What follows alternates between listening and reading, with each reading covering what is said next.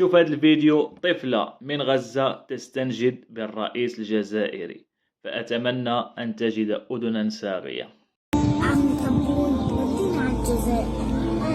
احنا تعبنا كثير، وماما وبابا وانا بعرف الله ودينا على الجزائر. بعرف الله والله احنا خايفين والصواريخ فوقينا. بعرف الله ودينا على الجزائر.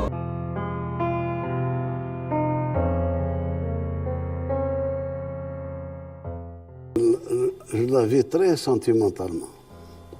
يعني أنا من زمان عندي عاطفة على الشباب بصفة عامة.